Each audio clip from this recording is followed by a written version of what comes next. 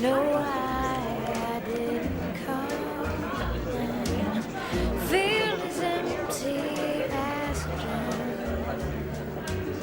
I don't know why I didn't come. Don't know why I didn't come.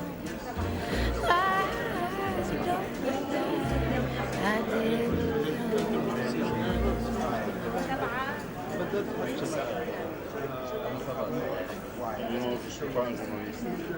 انا سبيكر بس ما كانوا طالعين اسمي.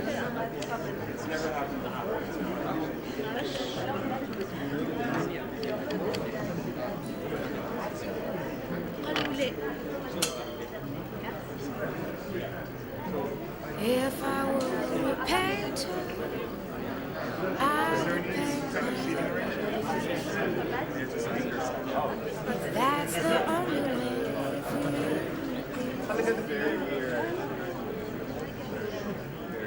We'd be there together, just like we used to be. Underneath the swirling skies for all to see. And I'm dreaming where I can see. And I think my brush would take me there.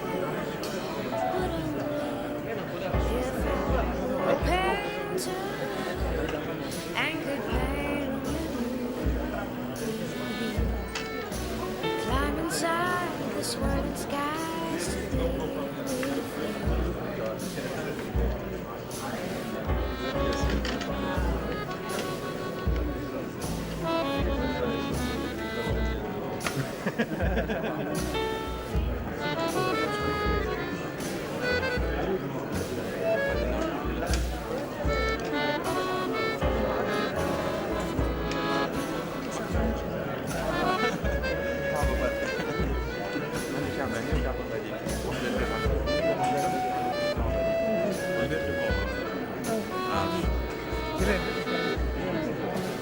And I'm dreaming of a place where I could see your face. And I think my brush would take me there. If I were a painter and could paint me, climb inside the swirling skies to be with you. Climb inside the skies to be with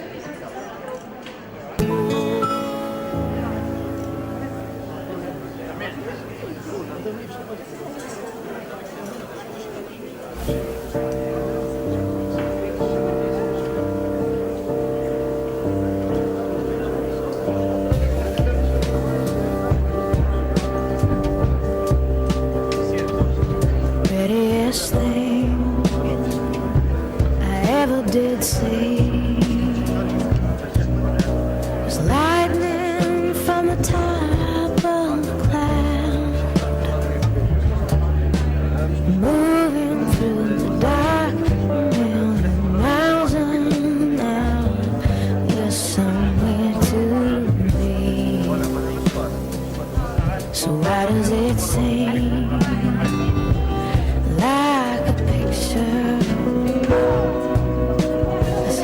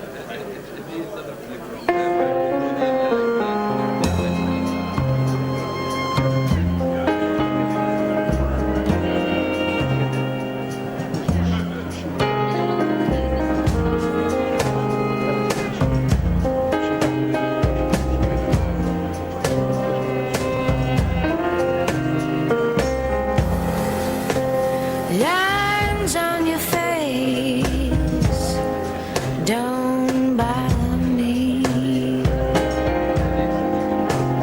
Down in my chair when you dance over me, I can't help myself. I've got to see you again.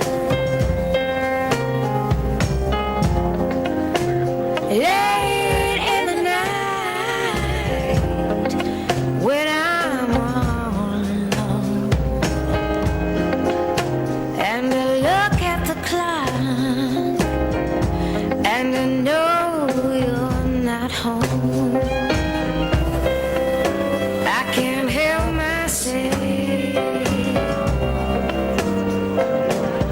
I've got to see you again. I could almost go there just to watch you be seen. I could almost go there just to live in a dream.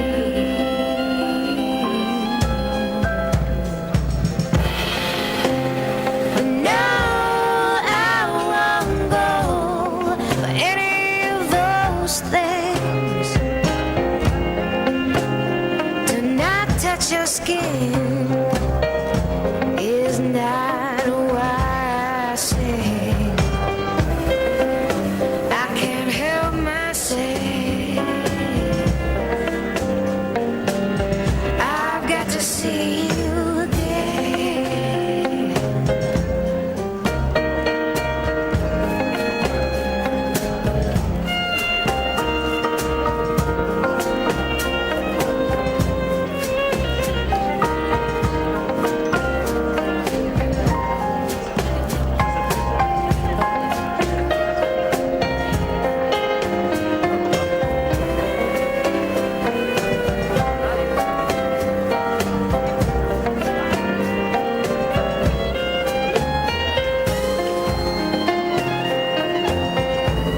I could almost go there just to watch you be seen. I could almost go there just to live in a dream.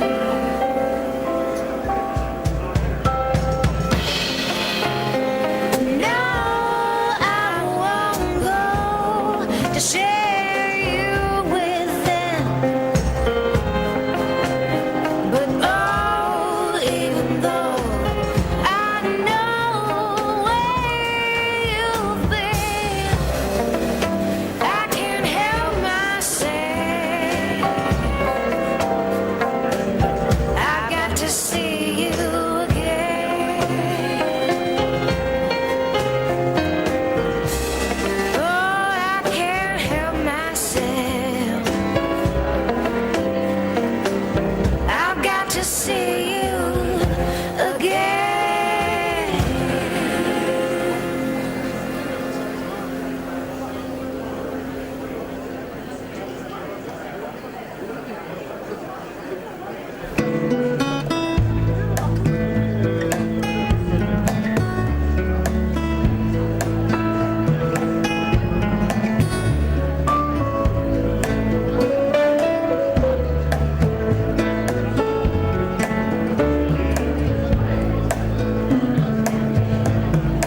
What did you say? I know I saw you saying, but my ears won't stop ringing long enough to hear those sweet words. What did you say? End of the day, the hour hand has spun, but before the night is done, I just have to hear those sweet words spoken like a melody. All you love is a lost moon.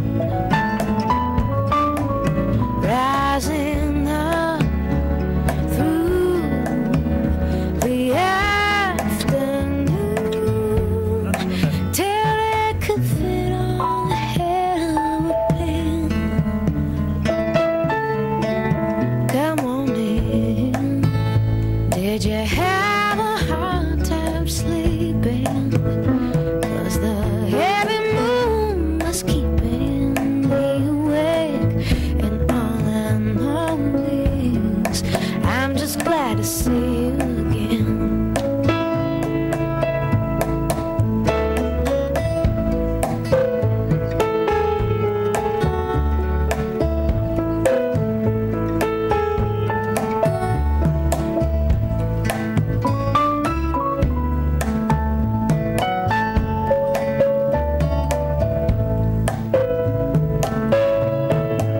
See my love like a lost balloon,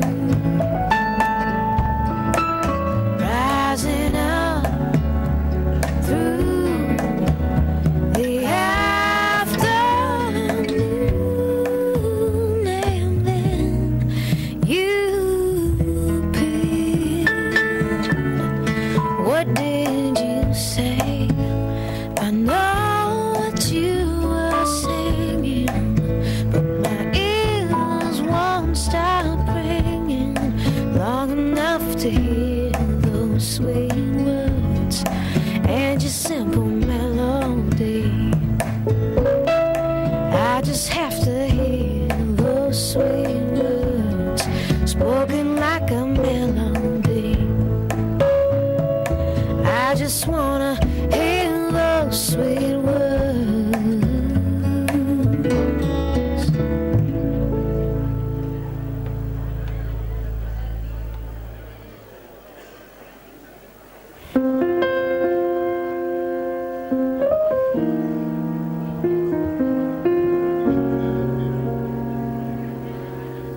As I sit and watch the snow falling down, I don't miss you at all.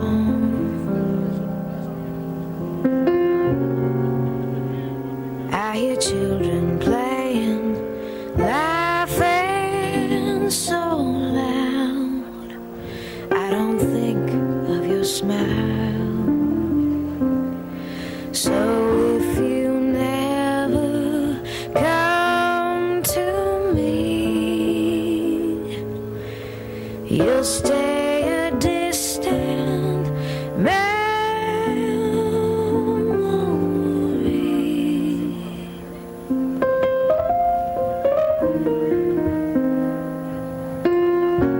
Out my window, I see lights going dark.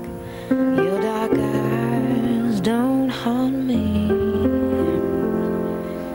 And then I wonder who I am without the warm touch of your hand.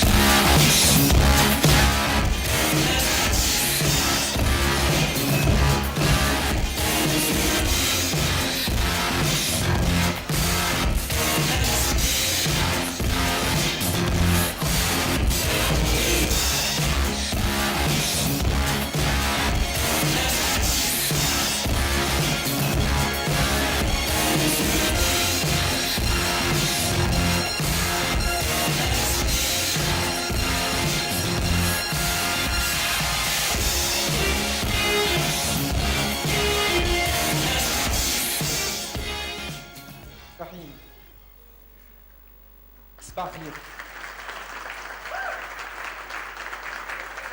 Good morning. Bonjour.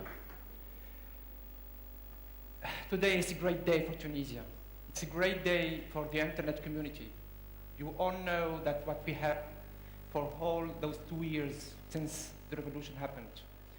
We had 40 years in censorship, and today we are welcoming the Freedom Online Conference.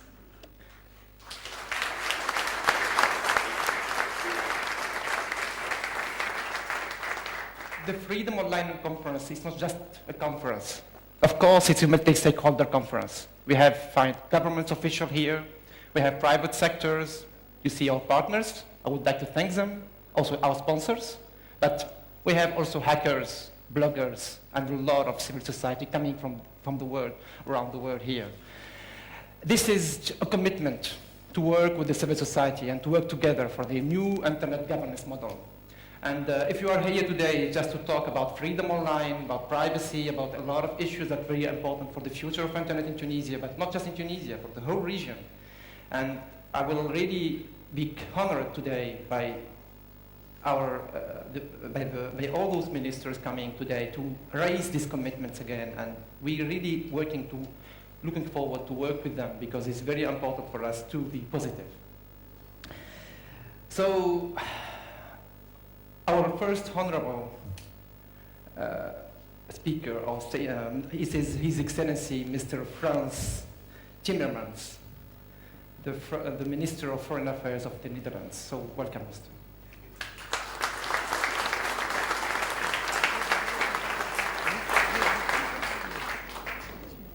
Welcome. Thank you very much.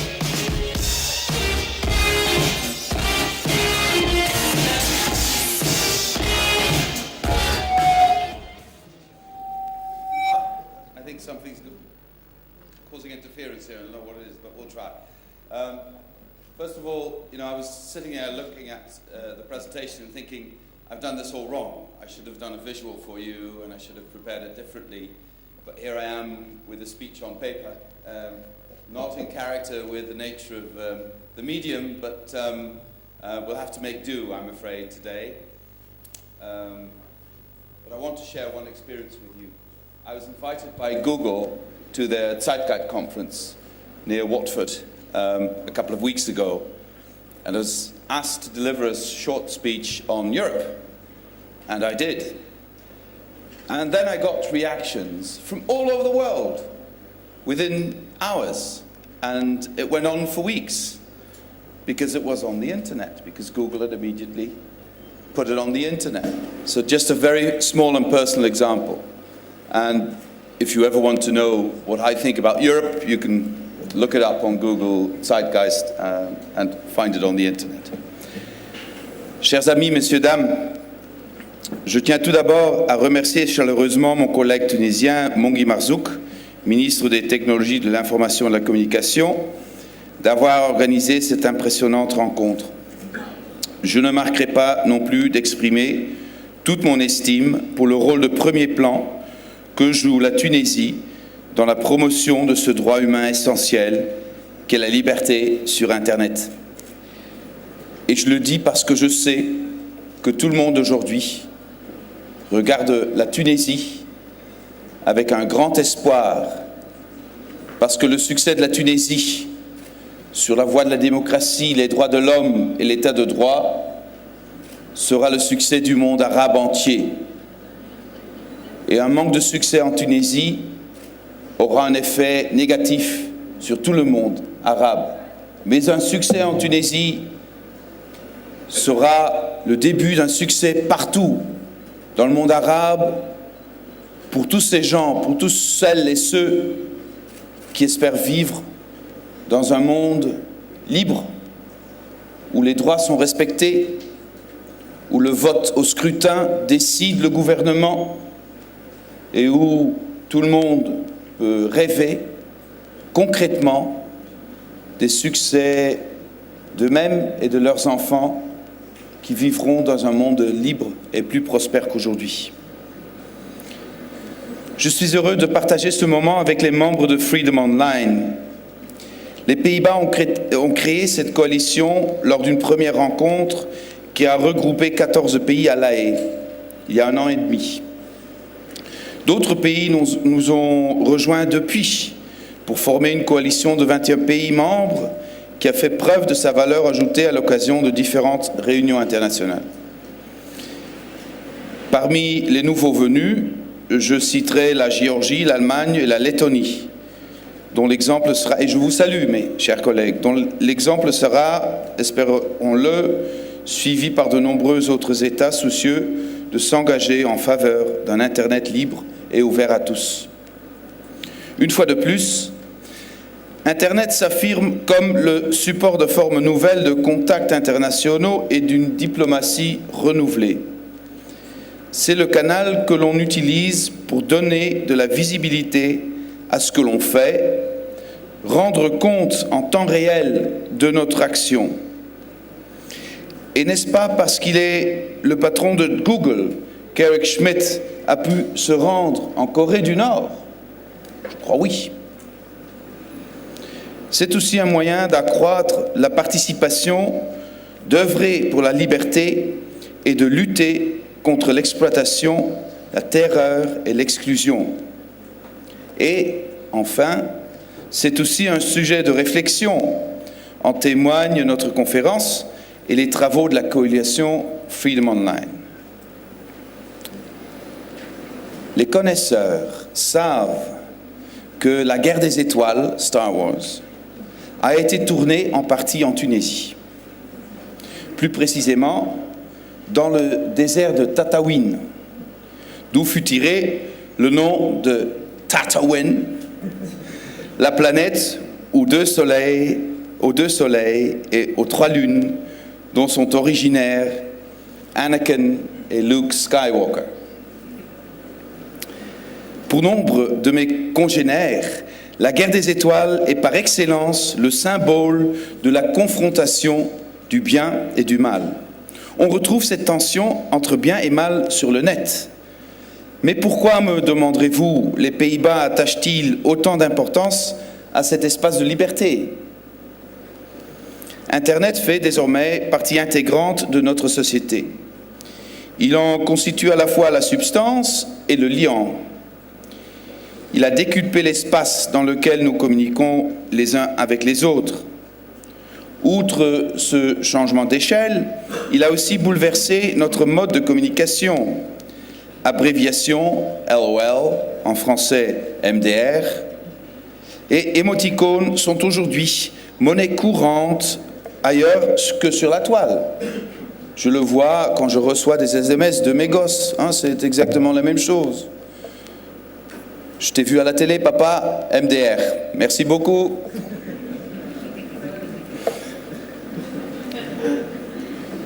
Ce changement se matérialise de manière tout aussi considérable en termes de fréquence et de vitesse.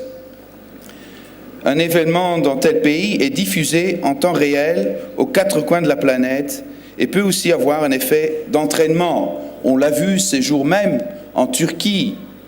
Il n'y avait presque pas de presse traditionnelle qui a écrit sur les événements à Istanbul. Mais grâce à Internet, tout le monde en a su immédiatement et a réagi tout de suite. Internet dispose d'atouts inépuisables pour accroître la participation des populations et la promotion des droits de l'homme. Quelques exemples. Les paysans pauvres peuvent désormais avoir accès à des informations sur les marchés qui étaient autrefois réservés aux intermédiaires. Ils savent aussi, par exemple, quel sera le temps, quand il y aura de la pluie ou non, etc., etc. Des bibliothèques entières sont aujourd'hui mises gratuitement en ligne, à l'exemple de la Bibliothèque nationale de Tunisie, dont la numérisation est le résultat d'une collaboration avec l'éditeur néerlandais Brill. Dans le monde entier, on peut suivre gratuitement les cours des meilleurs professeurs. On peut même voir ce que font des hommes politiques sur Internet, si on a le souhait de le faire. Internet a joué un rôle unique dans les récentes transformations sociales qui ont eu lieu dans cette région grâce à son potentiel sans égal de mobilisation.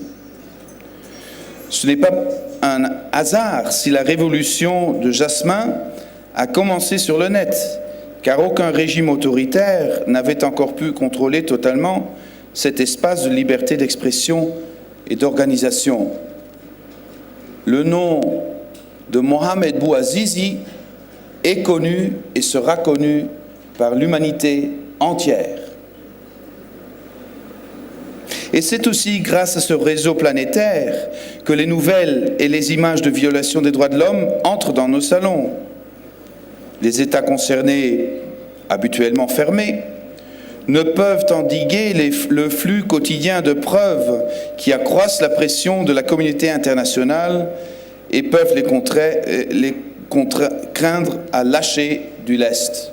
C'est surtout la pression de leur propre population qui joue un rôle là-dedans, beaucoup plus que celle de la communauté internationale. Internet offre d'énormes possibilités en faveur de la participation et des droits de l'homme, mais il y a aussi une face sombre à ce tableau. Les violations des droits de l'homme se jouent de plus en plus, souvent sur le terrain des nouvelles technologies.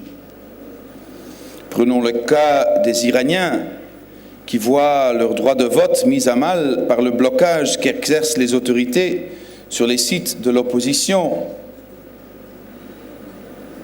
Ou encore le cas de ce bébé mort au Pakistan parce que sa mère n'a pas pu appeler les secours. Le réseau de téléphonie mobile avait été mis hors service par les autorités pour empêcher des émeutes. Ce sont autant d'exemples qui montrent combien nous sommes dépendants de ces technologies. Ils mettent aussi en évidence comment les atteintes au droit de communiquer et d'accéder librement à l'information peuvent se traduire par un déficit de démocratie et de justice. Et pourtant, les technologies de l'information et de la communication sont censées être un facteur déterminant du triomphe de la démocratie. Un simple téléphone mobile peut permettre à des citoyens de superviser la bonne tenue d'élections, puisqu'ils pourront faire connaître instantanément toute irrégularité ayant lieu dans un bureau de vote. Voilà pourquoi notre coalition Freedom Online s'engage à œuvrer pour un Internet ouvert et accessible à tous, et à promouvoir ainsi les droits de l'homme, la démocratie et la justice. Fort de l'adhésion de 21 pays de 4 coins de la planète, 5 continents, nous devons continuer à faire contrepoids au dévoiement de ces technologies. Et il est capital que nous cherchions ensemble les solutions aux problèmes existants. Nous avons vu aussi ces derniers jours l'antagonisme entre liberté et sécurité sur Internet. Cet antagonisme constitue l'un des défis que nous devons relever. L'État est placé devant un dilemme. Il a le devoir de laisser un accès libre et ouvert à Internet afin que les droits des citoyens s'appliquent ainsi aussi quand ils sont online. D'autre côté, Internet est aussi le lieu de graves menaces sécuritaires. Or, l'État a pour mission d'assurer la sécurité des citoyens et des infrastructures essentielles. Je suis convaincu que, sur la toile comme ailleurs, les principes démocratiques doivent en tous les cas orienter les considérations sur le dosage entre sécurité et liberté. Nous savons tous de longue expérience que sans sécurité, il n'y aura pas de liberté. Mais nous savons aussi qu'avec un excès de sécurité, il n'y aura pas de liberté non plus. C'est un défi que nous avons tous à observer. En tant que coalition, nous pouvons y contribuer en élaborant ensemble les bonnes pratiques qui pourront nous guider face à ce dilemme. C'est bien pour cela qu'aussi la Commission européenne veut entamer un débat avec nos collègues américains sur l'affaire PRISM, par exemple. Dans la mesure où Internet échappe au modèle de gestion traditionnel, puisqu'il est régi par des acteurs aussi bien privés que publics, il est capital que tous les protagonistes prennent leurs responsabilités. Il incombe au pouvoir public de réunir les acteurs afin de mener un dialogue inclusif sur l'avenir d'Internet. Un dialogue qui ne réunira pas seulement les grandes entreprises et les pays de premier plan, mais dans lequel la société civile et les pays moins développés sur ce terrain pourront aussi exprimer leur point de vue. En plus, c'est intéressant, hein, on parle souvent de pays moins développés, mais dans ce terrain, ce ne sont pas toujours les mêmes pays. Il y a des pays considérés moins développés en d'autres domaines qui sont très très développés dans ce terrain. C'est un sujet aussi intéressant pour nos débats. Pour l'heure, le dialogue n'est pas encore inclusif sur tous les fronts, comme il est apparu lors des discussions sur le traité de l'Union internationale des télécommunications qui se sont déroulées à Dubaï en décembre 2012 et auxquelles les organisations de la société civile n'ont pas pu participer au titre d'acteurs indépendants. Dubaï a également montré l'importance de la coopération interrégionale au sein de la coalition.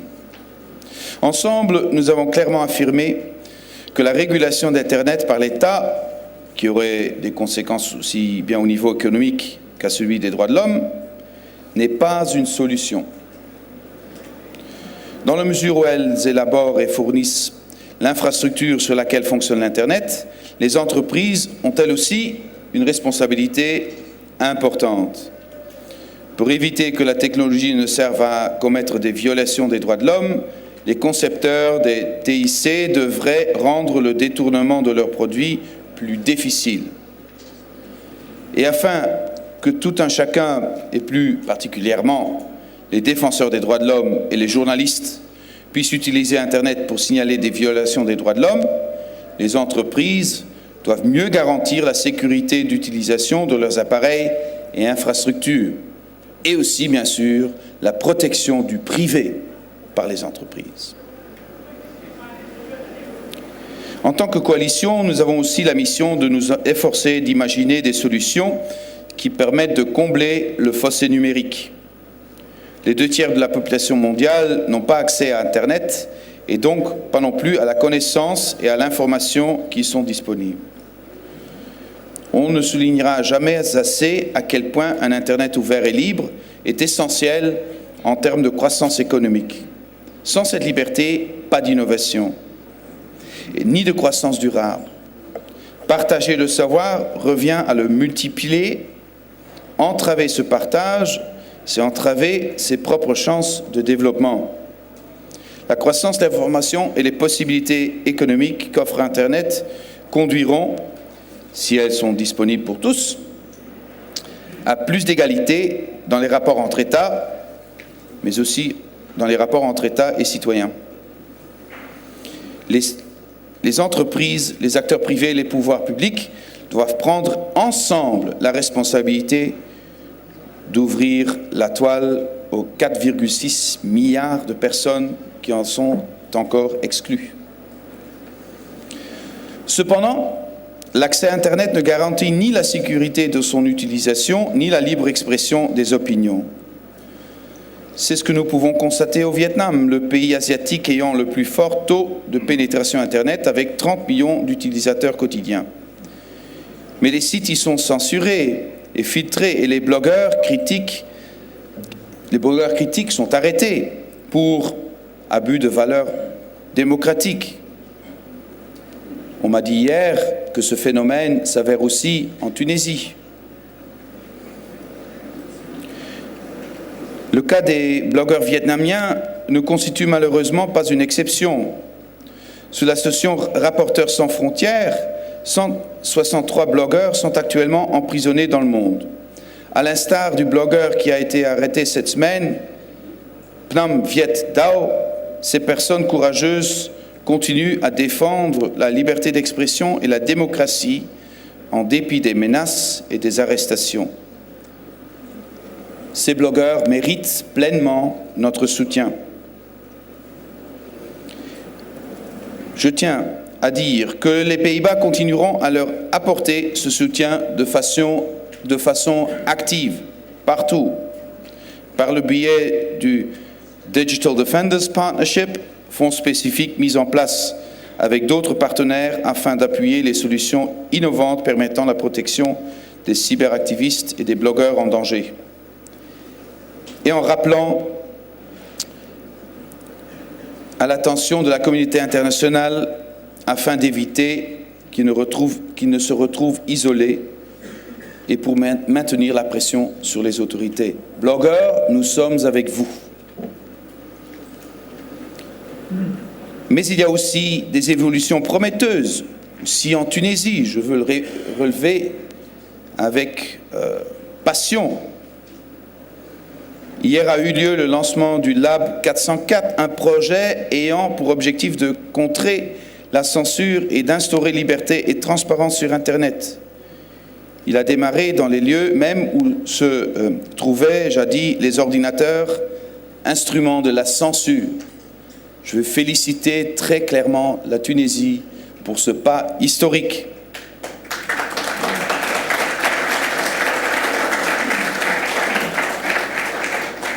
Hier également, j'ai inauguré l'application Storymaker, qui met le journalisme à la portée des citoyens.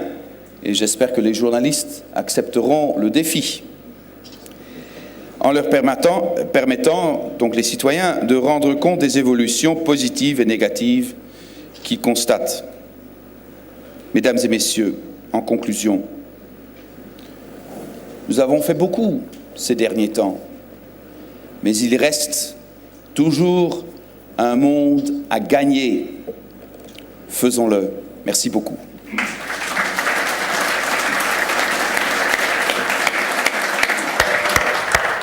Thank you, His Excellency, for this really introductory speech, and very well, thank you also for all the message you had raised about Tunisia. About the 404 Lab, it's an open innovation lab. It's not just about censorship, but it's for this community to work with it, and just for about, we believe on this community, and we think that it is very important also to work together. And before asking His Excellency Mr. Monji Marzouk to get the floor, I want to tell you that we have a video made by our partners, but also with the community. They helped us a lot for this conference.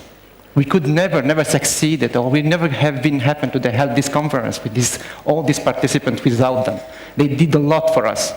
It's not just a matter of sponsorship, but it is a matter of volunteers. They are volunteers to organize this conference. They did a lot last night to organize everything here. So I think, let you enjoy the video, the introductory video.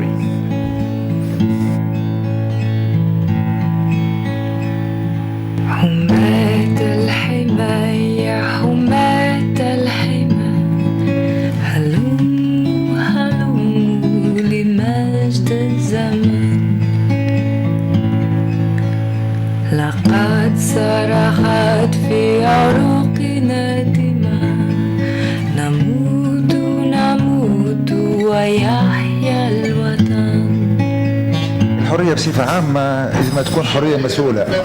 حرية اختيار فردي كي يختارها الإنسان، يختار يا بوزيتيف يا نيجاتيف. حريتي توفى وين تبدا حرية غيري، يعني حتى الانترنت هكاك لازم، يعني ما لازمهاش تتجاوز حدودها، لازمها تحترم الاخر. الحرية على الانترنت اللي ما تجرحش غيرك. الحرية في الانترنت هي انك تعمل كل شيء من غير ما تأذي غيرك.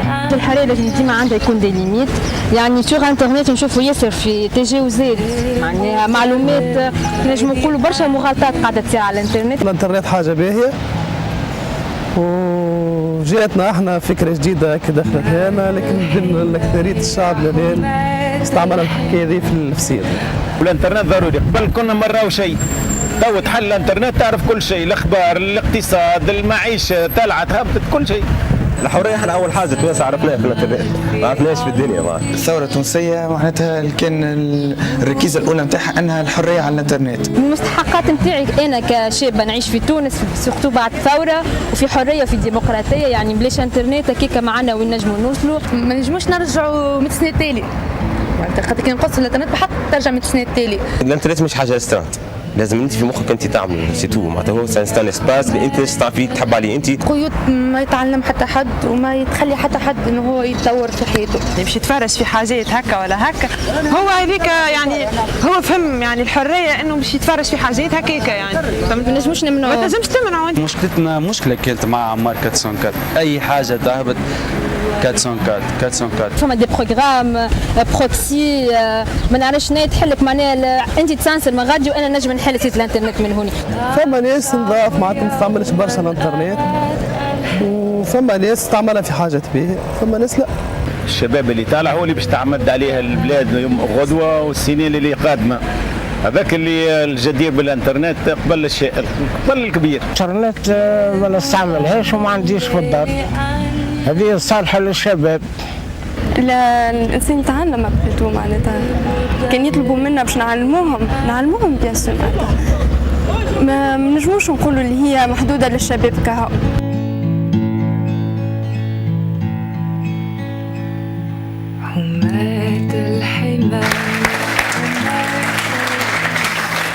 Thank you very much.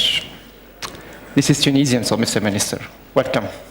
His Excellency Mr. Monji Marzouk, our ICT Minister, welcome.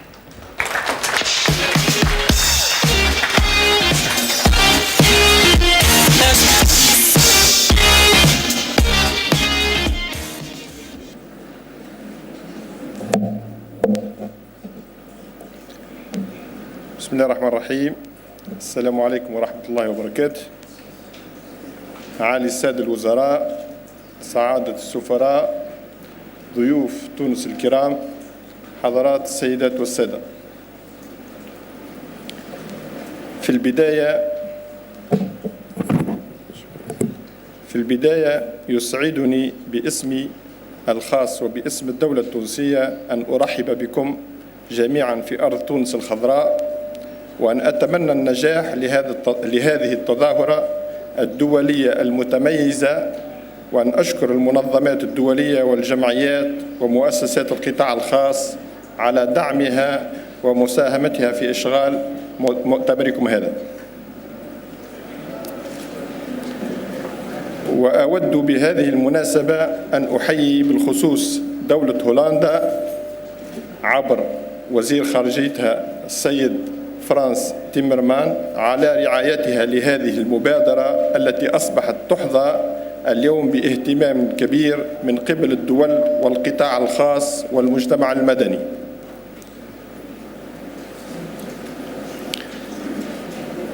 وأغتنم هذه الفرصة لأؤكد حرص تونس ثورة 14 جانفي على دعم حرية التعبير على الإنترنت والتزامها بهذه المقاربة، ولا أدل على ذلك من انضمامها إلى كتلة دعم حرية التعبير على الإنترنت، بل ومساهمتها إلى جانب الدول الأعضاء المبادرين بعرض المبادرة حول حقوق الإنسان عبر الإنترنت على مجلس حقوق الإنسان للجمعية العامة للأمم المتحدة يوم 29 جوان 2012. حضرات السيدات والسادة، تعمل تونس اليوم في إطار البرنامج الإصلاحي لقطاع تكنولوجيا المعلومات والاتصال بوضع أسس قانونية واضحة وهياكل مؤسساتية أسس قانونية واضحة وهياكل مؤسساتية للاتصالات تضمن شفافية المعاملات وحرية النفاذ للشبكات وحماية حقوق الإنسان والبيانات الشخصية للأفراد، وذلك على غرار ما هو معمول به في أغلب الديمقراطيات المتقدمة.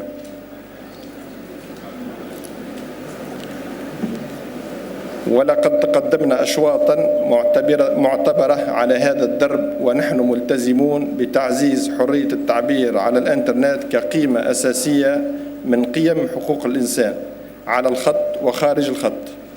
وفي هذا السياق اتخذت الحكومة قرارا لا تراجع عنه بشأن القطع مع ممارسات النظام البائد المتعلقة بالحجب والاعتراض وقمع حرية التعبير عبر الإنترنت. ولا يمكن للعنف والإرهاب أن يحول دون تعزيز حرية التعبير على الإنترنت ووضع نموذج للحوكمة الإنترنت يضمن حقوق الإنسان وحماية البيانات الشخصية عبر فضاء آمن للإنترنت. وفي تونس كذلك نعتبر أن الإنترنت وشبكات التدفق العالي ومراكز البيانات الكبرى تمثل الطاقة الرقمية لبناء مجتمعا المعلومات ومجتمع المعرفة في كل المجالات الاجتماعية والاقتصادية والسياسية والثقافية، ومنفتحون على خبرات الدول المتقدمة في هذا المجال، ومن ذلك تجاربها في دعم حرية التعبير على الإنترنت وحماية الخصوصية ومجابهة الجريمة السيبرانية.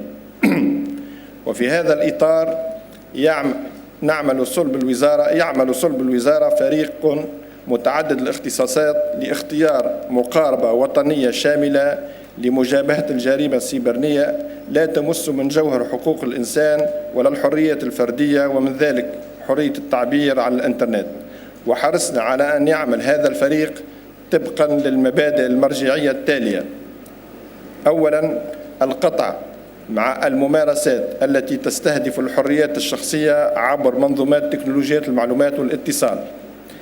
ثانيا، القطع مع المراقبة الشمولية. ثالثا، الالتزام بالمواثيق والمعاهدات الدولية المتعلقة بحقوق الإنسان. الالتزام كذلك بالأطر القانونية الوطنية لحماية البيانات الشخصية. المساهمة في مكافحة الجرائم المقترفة عبر منظومات تكنولوجيا المعلومات والاتصال. تعزيز إطار التعاون الدولي مع الدول الصديقة لمجابهة الجريمة السيبرانية خارج المجال التونسي. فهدفنا الأساسي من المقاربة الجديدة التي نعمل على بنائها بالاشتراك مع مختلف الأطراف في تعزيز حقوق الإنسان والديمقراطية وبناء الثقة في التكنولوجيا الرقمية التي تختزل الوقت والمسافات وتطوير استعمالها والاستفادة منها في بناء الاقتصاد الرقمي. فلا عودة للحجب أو المراقبة الشاملة والغير قانونية، وليطمئن لذلك المستعملين لشبكات الاتصال من سياسيين وناشطين وغيرهم. كما أغتنم هذه الفرصة لدعوة الدول الصديقة لمشاركتنا تجاربها الناجحة في مجال دعم حرية التعبير على الإنترنت وطرق إنجاح هذه المقاربة الصعبة ولكن غير المستحيلة.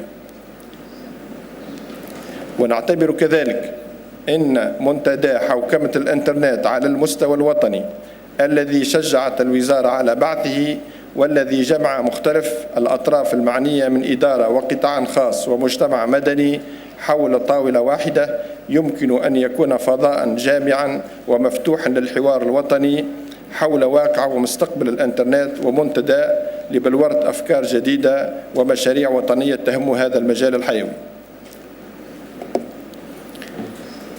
حضرات السيدات والسادة، إنه لمن دواعي الشرف أن ألقي كلمتي في هذا المؤتمر وكل أمل في وضع برامج تعاون مثمر بين مختلف المتدخلين، هياكل عمومية وقطاع خاص ومجتمع مدني على المستوى الإقليمي والدولي. وأنني على يقين أن هذا المؤتمر الثالث لكتلة حرية التعبير على الإنترنت هو من أهم التظاهرات المفتوحة لدراسة السبل الكفيلة بتعزيز حرية التعبير على الإنترنت. وفي الختام أرجو إقامة طيبة لضيوفنا الكرام وأشكر لهم عناء التنقل لزيارة بلدنا، كما لا يفوتني أن أشكر اللجنة المنظمة على جهودها الكبيرة وعلى تطوعها لتنظيم هذا المؤتمر، مع الشكر المجدد للجميع، والسلام عليكم ورحمة الله وبركاته.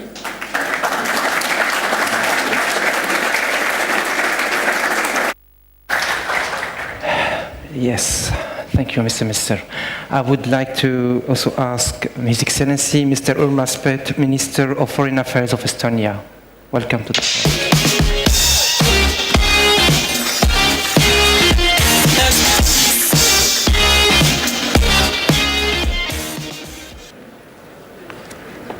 Welcome. Morning. Good morning, dear colleagues, dear friends, and first I of course like to thank my Tunisian colleagues and our Tunisian friends for organizing this conference, because in my opinion Tunis is an excellent place for organizing this event, because Tunisia is a very good example on the rapid progress that can be made regarding freedom of the internet. And if to look at the figures, then while in 2011 the Freedom House Freedom on the Net survey ranked Tunisia in 33rd place out of 37 countries, then already in 2012 it ranked it 25th place out of 47, being the country with the most significant positive change. Last year, Tunisia joined the Internet Freedom Coalition and has been coordinating the work of the coalition since then. Tunisia is the first country in all North Africa and the Middle East to join the coalition, and I hope that several other countries of the region also will learn from Tunisia's experience and will one day also join our coalition. Estonia's transition experience says that the more you reform, the greater economical and social success you will have. Estonia's experience confirms that the role of the internet and modern communication technologies is very substantial in building modern statehood. Information technology solutions contribute to economic growth as well as to political stability and the development of rule of law. IT makes governing more effective and transparent. Our e-signature, e-voting, e-cabinet, e-tax office, e-health, mobile parking services, and many other solutions have simplified the everyday life of Estonian people. The backbone of so-called e-Estonia is a secure and decentralized data management system, the X-Road, which is supported by the ID card, and of course, our innovative people. Estonia shares its successful experience also with other countries. For example, Estonia and Tunisian cooperation has also begun in the e-government field. Our experts have been introduced to Tunisia's development in the field, and together with Tunisian experts, we have found the spheres that need additional engagement. The Internet Freedom Coalition has been active for a year and a half. From 15 members, we have grown to a coalition of 21. In order to be able to achieve our objectives, of course, we need to engage other like-minded countries throughout the whole world from very different regions, different levels of development and different sizes. There is no need to envisage the optimal number of the coalition. Concrete acts are the criteria for pursuing active cooperation among ourselves. We must also continue our cooperation with other stakeholders, various international organizations, civil societies, and of course, private enterprises. The next conference will take place in Estonia 2014. Estonia is one of the coalition's founding members and a promoter of internet freedom. Estonia has been at the forefront of internet innovation and also promoting such principles as a free and open internet. According to the Freedom House's Freedom on the Net report, Estonia for the third time ranked at the top in the world in terms of internet freedom. But all technology is twofold. It can be used for good and also for bad. An open internet can be vulnerable to various types of cybercrimes. Like a number of other countries, Estonia has experienced and fought some cyber attacks and therefore pays much attention and energy to cybersecurity issues. It is important to remember that cybersecurity is not meant to limit internet freedom. Its purpose is to protect and promote freedom of expression and opinion online. Free and secure internet will be one of the key themes of next year's conference in Estonia.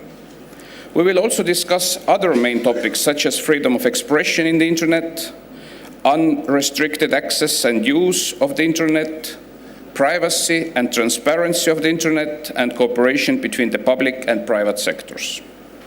So I hope to see you all in Tallinn next spring. Thank you very much.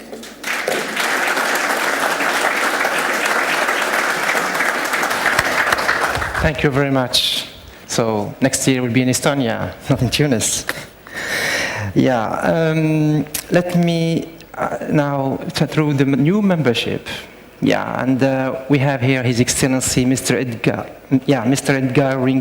Rinkevich, Minister of Foreign Affairs of Latvia.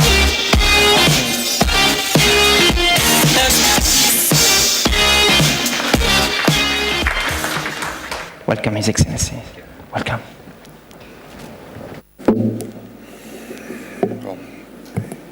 Excellencies, distinguished delegates, ladies and gentlemen, colleagues and friends. Well, first of all, I'm very pleased to be and to address this very distinguished audience, and I would like to express my appreciation to the hosts of this conference, government of Tunisia. I think that this is not coincidence that this meeting is currently taking place here in Tunis, because Tunisia is a beacon of internet freedom in the region. And I'm very glad to be also here and to present Latvia as in its first official capacity role as member of Freedom Online Coalition. We joined coalition last year and we are determined to be a very active member. I also want to welcome membership of this year, newcomers, which is Georgia and Germany, into the coalition. Latvia has been working actively to protect and to promote internet freedom. We fully share the principles outlined in the founding document of the Freedom Online Coalition, and we are committed to the basic principles that people should enjoy the same protection of human rights online as they do offline. Latvia has consistently supported initiatives aimed at safeguarding fundamental freedoms, including the landmark resolution supporting freedom of expression on the internet adopted in July 2012 by the United Nations Human Rights Council. This June, Latvia supported the cross-regional statement on the same matter as well. Ladies and gentlemen, Latvia is convinced that effective exercise of the right of freedom of expression is as an essential foundation of a democratic society. It underpins the realization of many other human rights. Wide and affordable access to the new technologies facilitates development of more transparent and inclusive governance. Meetings of the Latvian Parliament are regularly broadcasted on internet. As of this June, Latvia is also one of the few countries where live broadcasting of the government meetings is being provided. We are currently discussing also expanding broadcasts of municipal governments online. In addition, social media is playing an increasing role in improving the communication process between the government and citizens. All ministries have Twitter accounts. Many of my colleagues, as well as I, am active on Twitter and Facebook, and sometimes it provides quite a heated exchange on some of policy matters, as you may imagine. All these practices contribute to a more open decision-making process, encourage public involvement in it, and help to reach a new level of government accountability. However, we have to understand that transparent, accountable, and efficient government is not possible without accessible internet and respecting freedom of speech on internet as well. I'm proud to note that Latvia is among the most technologically advanced countries with widespread access to high-speed internet resources, and e-government services. Latvia has the fourth fastest internet in the world, and 73% of its population use internet regularly. Almost 90% of basic public services are available electronically. Electronic communication between teachers and parents takes place through school management program. We have e-government program, e-health program, many things that my good friend and neighbor from Estonia just mentioned. Moreover, we are actively working with our partner countries in order to share our expertise in introduction of e-governance services. For example, recently projects have been launched with Central Asian nations. Ladies and gentlemen, Latvia has been actively working on cybersecurity matters. We have established our own cybersecurity system and have one of the most advanced safe internet centers in Europe. We are aware that greater accessibility and freedom on the net raises safety and security challenges. However, it is also our belief that freedom and security in cyberspace are not incompatible but rather complementary standards. It is crucial to find a balance between the free exercise of fundamental freedoms and human rights online and the responsibility of governments to ensure security, privacy, and data protection in virtual environment. We are also firmly opposed to any unjustified restrictions of access to the internet and other new media. Whereas it is essential to monitor the types of expressions that states are exceptionally required to prohibit under international law. Latvia is concerned that in many countries, internet freedom is increasingly subject to a variety of limitations. Government-imposed regulation of the internet is often used as one of the different tools in restricting and undermining democratic functioning of the civil society. We are determined to work towards promotion of the rights of internet users where freedom of expression is under pressure, and we are convinced that the Freedom Online Coalition is a valuable forum to pursue this matter globally. It is of utmost importance that member states of the coalition continue to work closely together in different international forums as United Nations, Organization for Security and Cooperation in Europe, to assure as much support for human rights protection on the internet as possible. In our view, cross-regional cooperation is essential for protection of internet freedom worldwide, which is also one of the main ideas facilitated by the coalition. Ladies and gentlemen, we should attach special importance to the involvement of all relevant stakeholders, including governments, business companies, civil society representatives, and experts, in order to provide a platform for a meaningful debate on multi-sectoral issues related to internet freedom. Therefore, Latvia highly values a multi-stakeholder approach reflected by this conference, as it allows to further our joint efforts in promoting an open and free virtual space. To conclude, I would like to emphasize that we are committed to work actively in order to promote the aims set by the Freedom Online Coalition. In the context of rapid changes that affect the internet environment, and vivid discussions on the most appropriate regulatory framework, it is especially important to promote an approach to internet governance that takes into account fundamental freedoms and protection of human rights. We are confident the coalition has the capacity to successfully fulfill this important task at the global level, and as I said, we are ready to be an active part of this coalition. Thank you very much.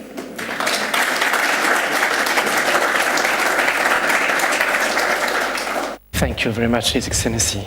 Now is His Excellency Mr. Markus Lüning, Human Rights Commissioner, Germany. Welcome.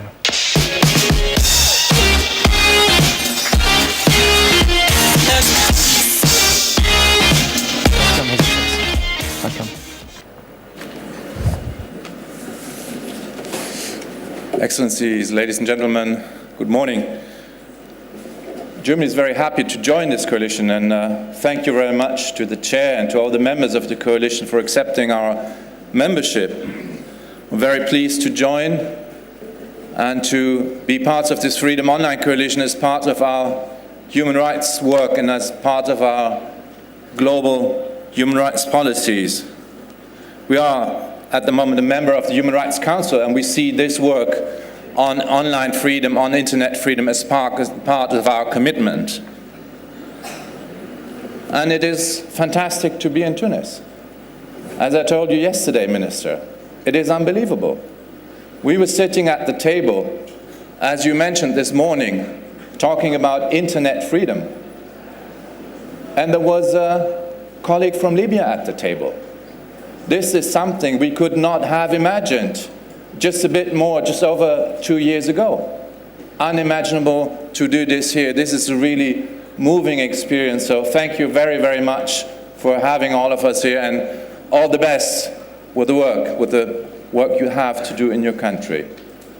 I believe that having this conference here and all of us coming to Tunis is also meant as a sign of support to the work you're doing, your government is doing, your people are doing, the people of Tunisia are doing on the way to freedom. Ladies and gentlemen, freedom is a bridge.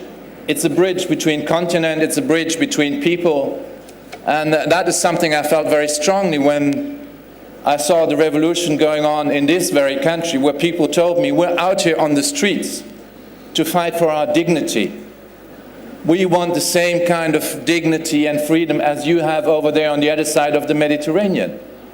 And we believe that we are entitled to the same kind of freedom and dignity as you have. And believe your people were right. And that is true for everybody across the world. People are entitled to be respected in their dignity, in their freedom, to be respected in the way they want to live, they personally want to live, and in the way they want to express themselves. And I think it's a responsibility of all of our countries and all of our people and all of our civil societies too, who do live in free societies, to give support to those that live in less fortunate circumstances. We have a responsibility to reach out to those that cannot express themselves freely, wherever that may be in the world. And I do a lot of work with activists across the world. And that is the one thing they are always asking for, is do give us some support. Speak up on behalf of freedom, speak up on behalf of our dignity, speak to our leaders, but don't forget to give support to civil society activists. And I believe that is what this Freedom Online Coalition is very strongly about. And ladies and gentlemen, the internet brings people closer together. If I look at the way my children connect to people across the world, across borders, across oceans, across political systems, in a way I could never have imagined when I was in my 20s. This world has really changed, and internet has a lot to do with that. And I think it's good. I think it is very good that we move together closer, that we get to know each other in a different way, that we work together more, and that freedom spreads. Because that is the word that we need to spread.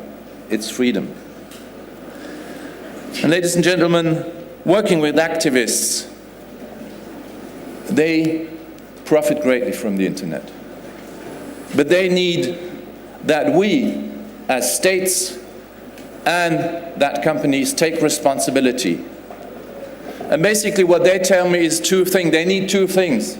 They need to be able to communicate confidentially if they want to or have to communicate confidentially. And I do have these kinds of communications with people that are under pressure, that are under surveillance, people that have just left prison or that have said something in public and that are under pressure. They need confidentiality in their communication. And we as states need to make sure that that is possible. And I believe there's a great responsibility also in the companies, in the big internet companies in this area specifically.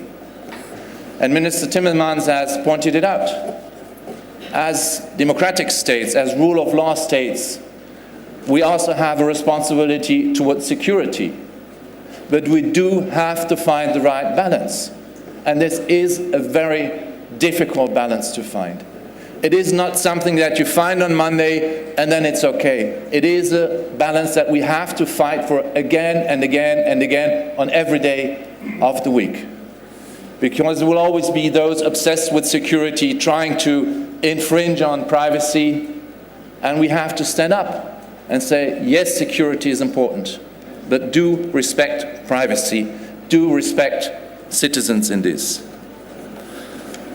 I think that the internet has three basic things that we need to look at and that are very important, especially to us as the German government. One is the aspect of freedom I've just talked about.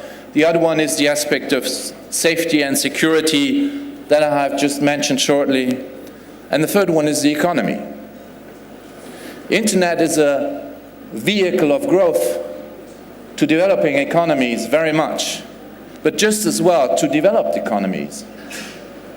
Looking at California, where things are moving very fast and where there's a considerable amount of growth, where there's a motor of growth to the world economy due to the internet and to all the companies that are there.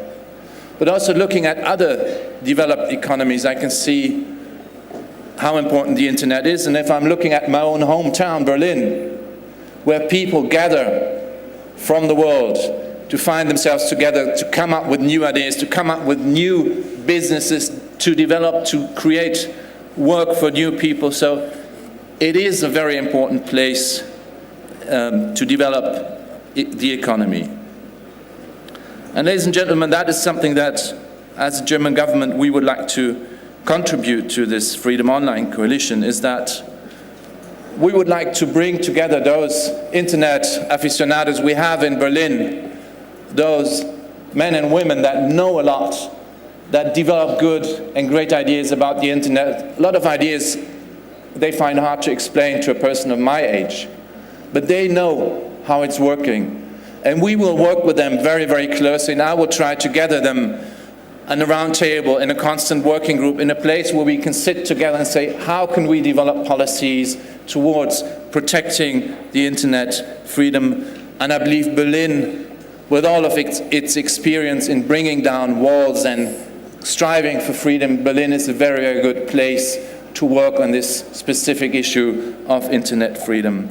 So ladies and gentlemen, I'm very happy to be able to say that Germany is proud to join this coalition, and that we will try the very best to contribute what we can do to this coalition. Thank you very much.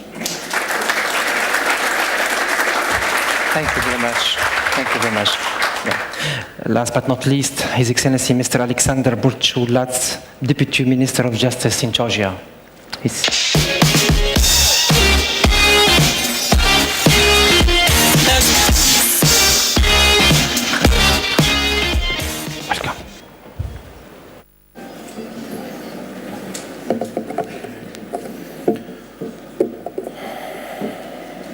Excellencies, dear colleagues, ladies and gentlemen, it is for the first time that Georgia is represented in the Freedom Online Coalition annual meeting after endorsing the declaration last autumn. Therefore, it is my special honor and privilege to be with you today. And at the same time, I would like to say a great thank you to Tunisian government for holding and organizing this great event. Georgia fully shares the aspirations and principles of the declaration and pledges to be a responsible member of this coalition. We believe that in the digital era of 21st century, transposition of the human rights achievements into cyberspace is of great importance and is more than timely.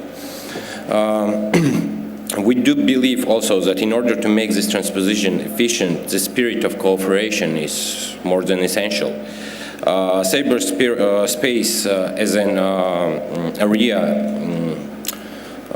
is beyond of any national jurisdiction and requires indeed widest possible international cooperation to ensure promotion of fundamental freedoms and at the same time protection of basic rights online.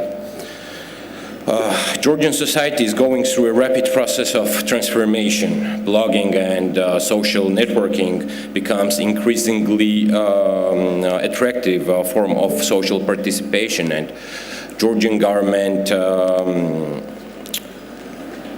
does everything to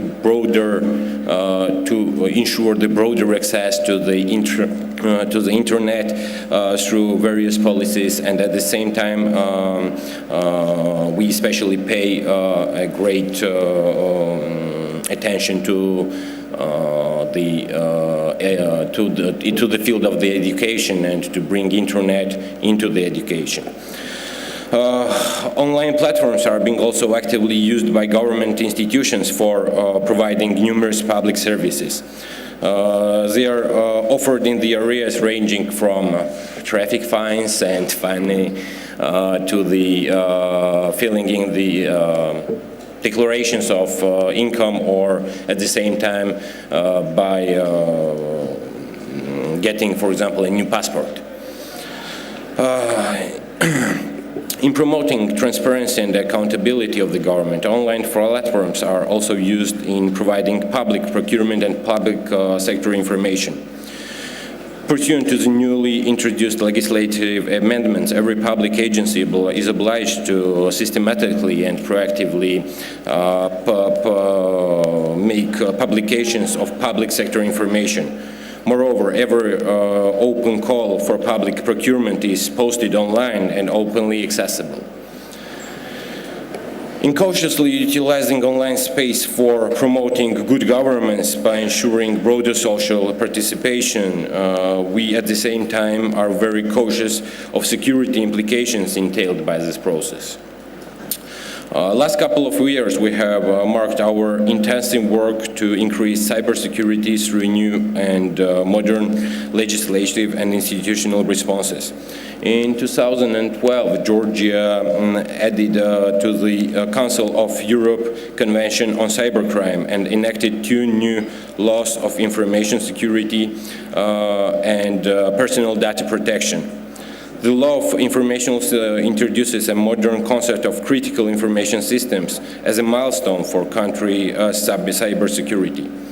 According to the law of personal data protection, an independent institution headed by the data protection inspector is being formed to supervise lawfulness and data processing, ensures the implementation of the law and protection of personal data. Further responsibilities of data protection inspector include the inspection of public agencies receiving complaints for the data subjects and providing consultations upon request. Dear colleagues, we are really proud of our achievements in promoting and protecting freedom online, and at the same time we realize that none of the efforts by the single country may be efficient vis-à-vis the infinity of cyberspace. Therefore, again, I would like to stress and declare the readiness of Georgian government for active and open cooperation in all areas of the framework of the coalition. Thank you.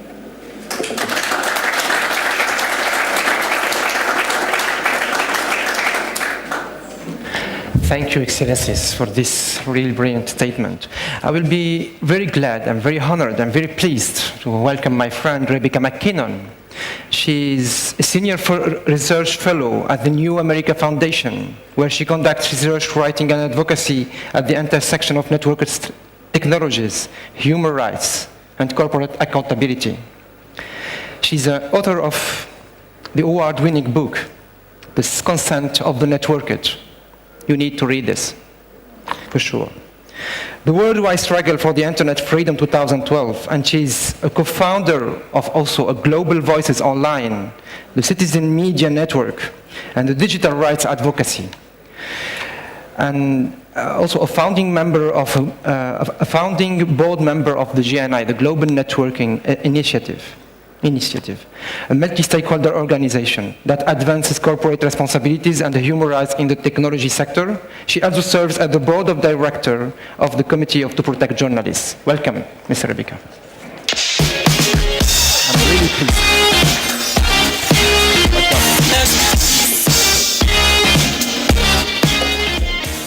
Little dancing. Thank you so much, Moez.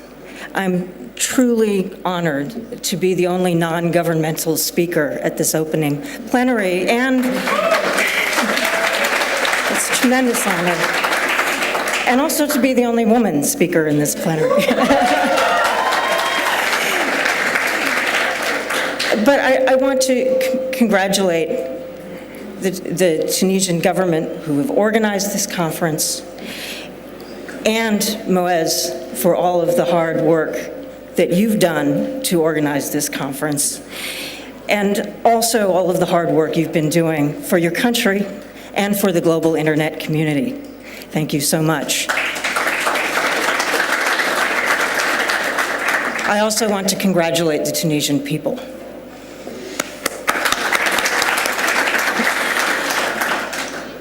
It's particularly significant. Some of you might be on the wireless internet this morning, and there's an internet signal that is not from the Sheraton. It's openwireless.org.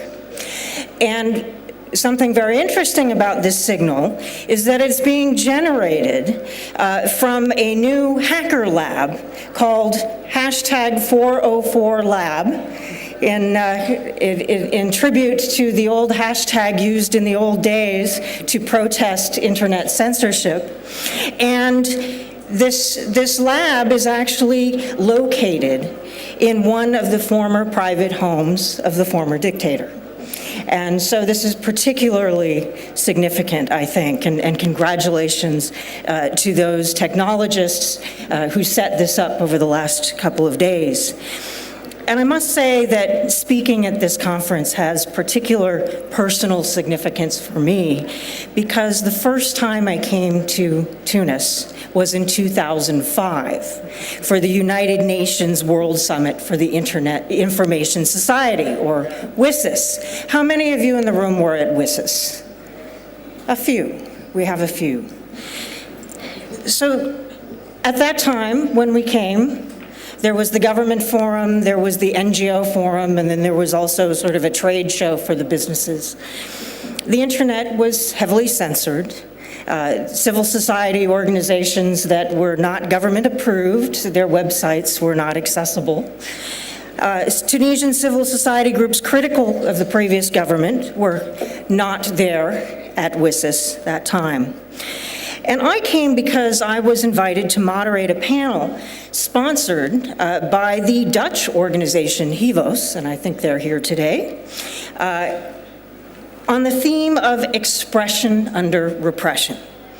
Our panel came very close to being canceled because some of the people in charge at the time felt the subject matter was unrelated to the designated theme of the conference's NGO forum, which was ICT for development. They said expression under repression is off topic.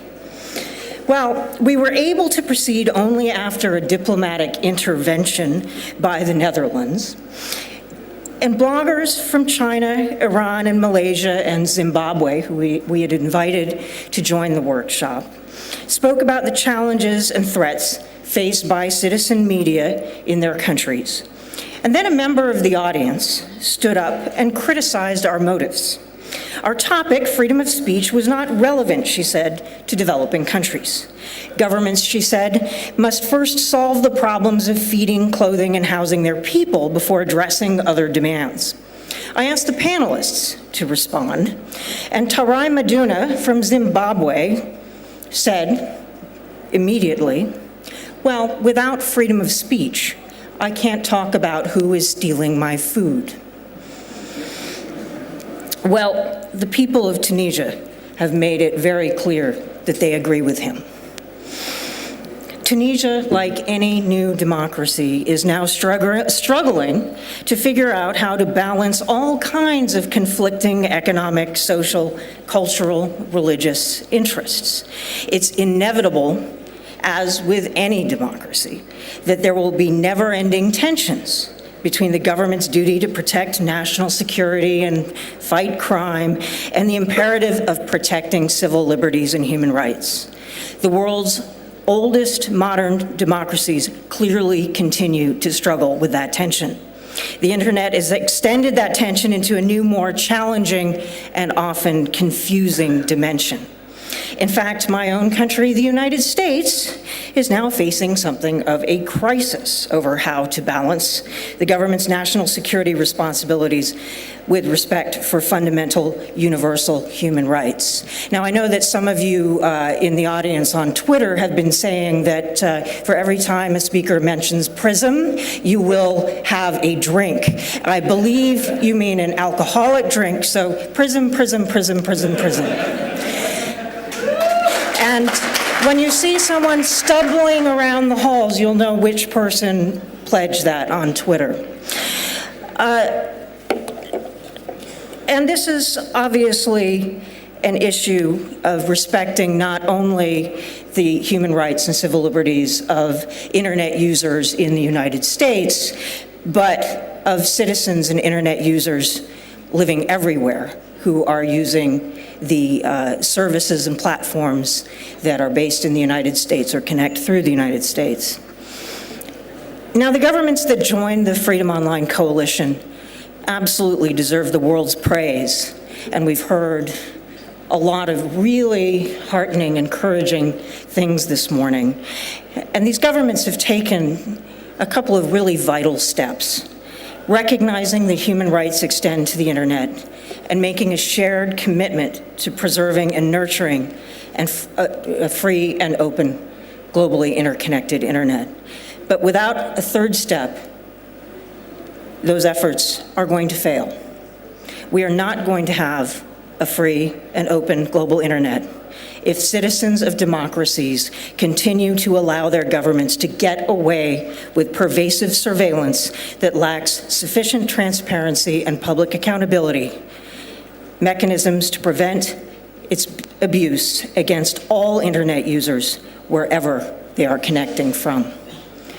Nobody will have good reason to trust any networks or platforms run by foreign organizations or companies, or trust any service whose communications traffic might cross through any jurisdiction whose government is not committed to being accountable and honest about its surveillance practices.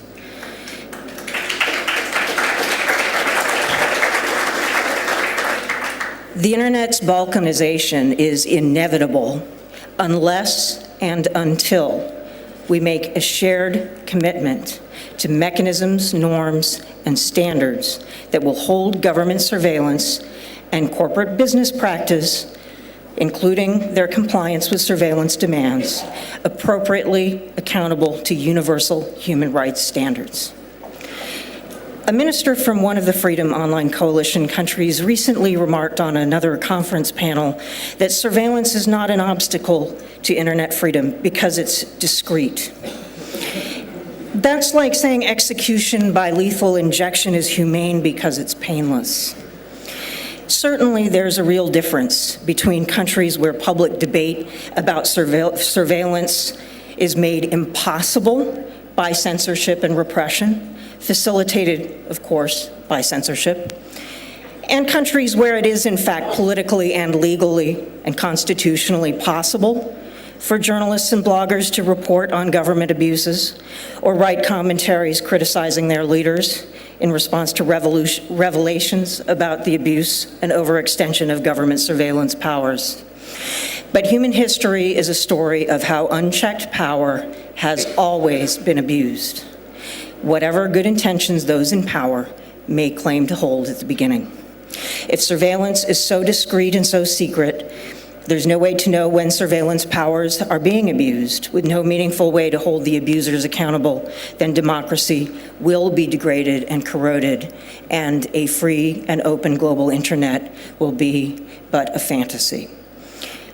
The breakdown of democracy under pervasive, unaccountable surveillance will happen subtly and gradually, unobtrusively, discreetly, like a frog in a pot with the temperature rising so slowly the frog doesn't notice until he's almost cooked.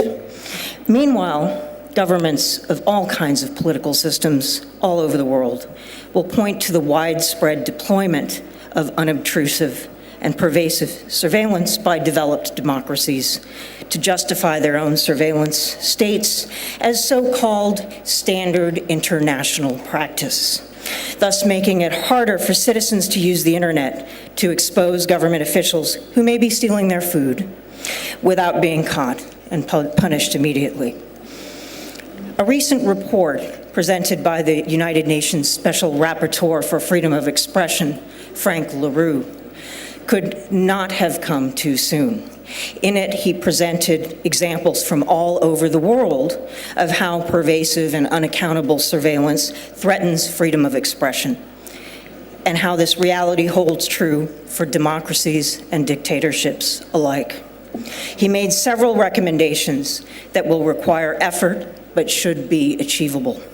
They include updating and strengthening laws and legal standards to ensure that surveillance is conducted only in a manner that is publicly accountable, allowing and facilitating private, secure, and anonymous communications, regulating the commercialization of surveillance technology, educating the public on the facts and implications of surveillance, and making sure that international human rights mechanisms and frameworks are up to the task of identifying and constraining abuses by private and public entities alike. Given the globally interconnected nature of the internet, it will not be enough if just one or two enlightened democracies stand up and implement these recommendations while everyone else carries on as they may presently be doing. It is equally vital that the companies upon whose platforms and services and devices we increasingly depend for absolutely everything must commit to technical and design standards and business practices that are consistent with universal human rights norms and standards. Here in Tunis, the governments of the Freedom Online Coalition, civil society, and companies from the private sector have an opportunity to commit to a multi-stakeholder process to determine how Mr. LaRue's sensible recommendations can be implemented and how companies can better implement the United Nations guiding principles on business and human rights, along with other related principles for the ICT sector, such as the Global Network Initiative principles on free expression and privacy. These need to be implemented across the Freedom Online Coalition community and beyond. We must here at Tunis come up with a plan and timetable for doing so. That process will not be easy. It will make the efforts we have made thus far on behalf of a free and open internet look like a walk in the park compared to the mountain we must now climb. But we must start immediately. Winter is coming. The window of opportunity to salvage our shared vision of a free and open internet is closing fast. Our way forward could soon be blocked unless we get moving right now. May the force be with you, always.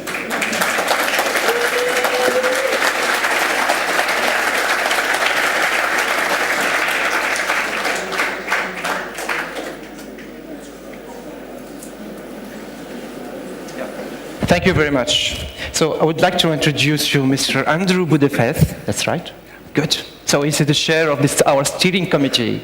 He was really leading on this conference program committee, and he had to make a lot of job for this, for the workshops and to contact the speakers and so on.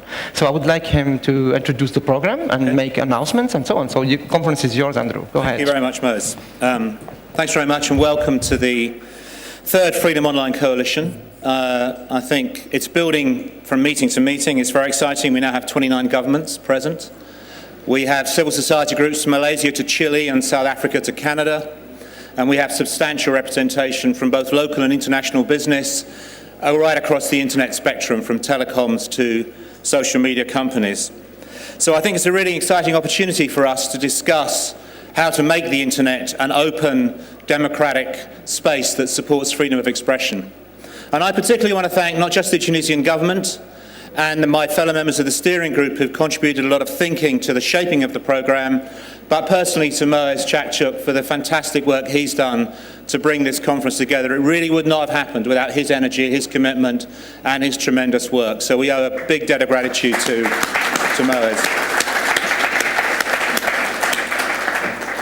The conference is structured into 3 themes. And the idea is that these are themes which will form the shaping work of the coalition going forward over the next period of time into the next meeting in Estonia. The first theme which is theme 1 on your agenda, and the meetings will take place in this room. That deals with an internet free and secure, an internet that supports both the safety and security of citizens, but also supports human rights. We often talk about human rights and security as being in tension, in contradiction, needing to be balanced in some way.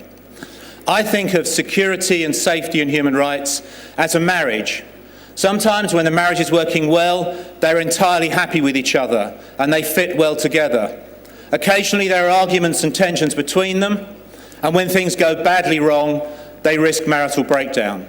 And I think the job of this theme is to ensure that we have a happy marriage between human rights and safety and security going forward. And there'll be a variety of workshops in that theme. The second and very important theme is about access and development. There are 2 billion people online at the moment, just over 2 billion. Another 5 billion need to come online in the next 5 to 10 years. How they come online, whether they can afford it, whether that internet environment will favour and support local entrepreneurship and local businesses as well as international businesses. These are very, very important development questions. And that's going to be the feature of the second strand of thinking. And the third strand will look at the very, very important issues of privacy on the one hand and transparency. And for me, that's the way I sum that up is privacy for the personal and transparency for the powerful. And how do we ensure privacy for the personal and transparency for the powerful going forward? And that strand 3 will be a third theme that we look at. So those 3 themes provide the framing for the overall conference and the means by which the moderators will try and steer discussions towards practical outcomes. What we want in the different discussions is to get key ideas for work that the coalition can take forward moving from the conference. We don't want the coalition to just be seen as a series of events that follow several months apart, but as a continuous stream of cooperation between governments, civil society and business stakeholders. And I think there are plenty of reasons to argue. There are plenty of very, very contentious issues, and Rebecca's set out some of them today. What I hope we see this coalition meeting as an opportunity to have constructive discussion about how we engage with those problems. If you want to find a place to have a fight with someone, there are plenty of opportunities in the international world to have a fight. This is an opportunity to talk, to listen, to learn, to share concerns, to raise real concerns, but to identify common solutions and answers to our problems. On a few practical notes, the details of the individual workshops, the speakers and the confirming locations will be on a screen outside in the atrium. At the moment, there's a hunt for the electrician who has to turn the screen on. So I'm just telling you, for the first session after coffee, the cybersecurity theme 1 will be in this room, Karawan. The access and affordability and all of the strand 2 discussions on development will be in the Mahaba room across the way, and Amilcar will host all of the theme 3 discussions. So the discussion on the Ruggie principles after coffee will take place over the way. Tomorrow there will also be a training strand offered by a number of organisations. That training stand will look at technologies that support internet freedom, at security online, and how civil society groups can impact on internet policy. That training strand will be in the bridge room, which is separate from the conference, but we will have maps available for you later today so that you can find your way there. And finally, there is a Google Big Tent being hosted at a golf club. I don't know if a round of golf is included, but certainly every accredited delegate is welcome to attend the Google Big Tent event, and buses will leave from the conference centre here at 5:15. We've run 5 or 10 minutes, well, about 20 minutes over, because obviously we had a number of presentations and very much welcoming new governments joining the coalition. So I think we'll start about 15 minutes late. We'll take a 15-minute coffee break now. The sessions will then start and we'll resume. We'll break into lunch by about 15 or 20 minutes. But thank you very much for your attention and enjoy the conference.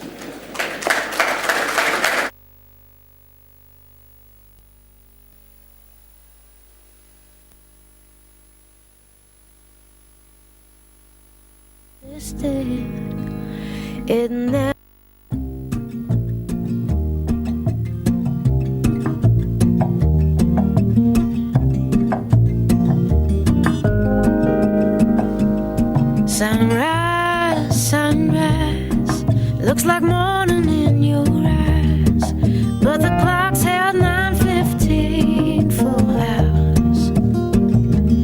Sunrise, sunrise, couldn't tempt us if it tried, 'cause the afternoon's already come and gone. And I said,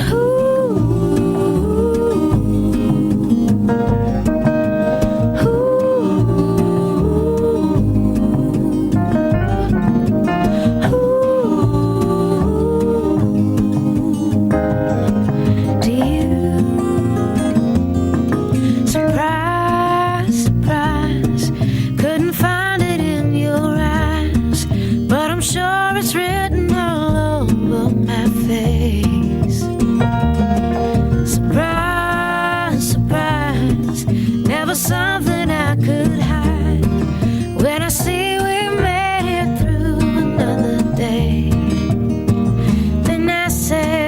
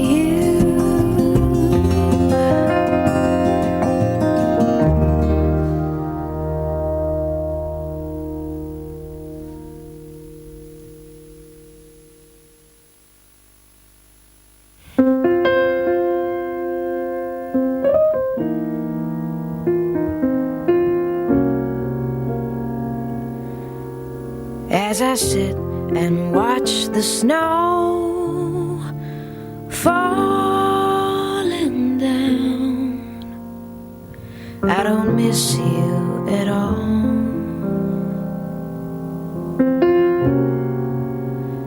I hear children playing, laughing so loud, I don't think of your smile. So if you never come to me,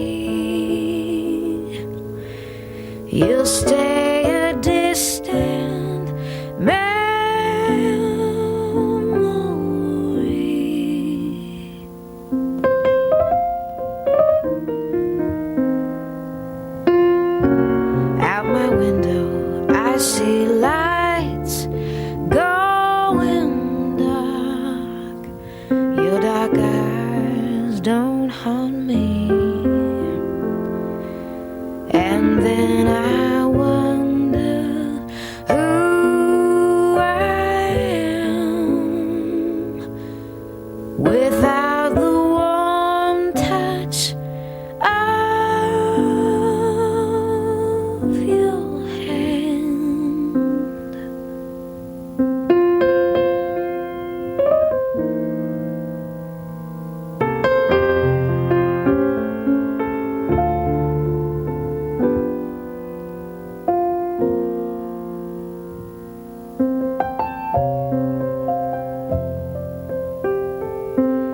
And then I wonder who I am without the warm touch of your hand.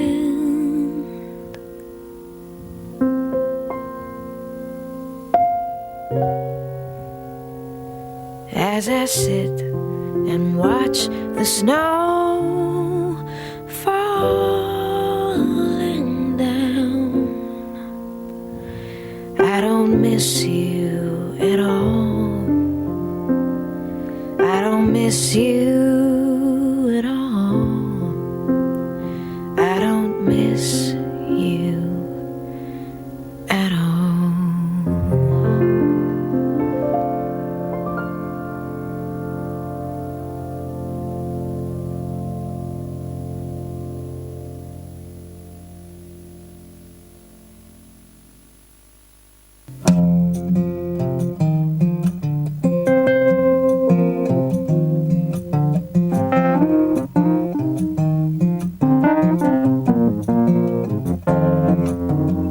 I can't stop myself from calling out your name. I can't stop myself from falling back again in the morning. Baby, in the afternoon,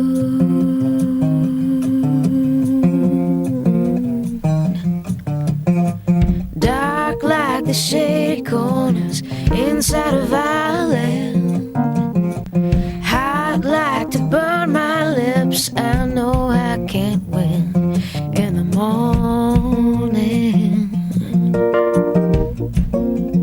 Baby, in the afternoon,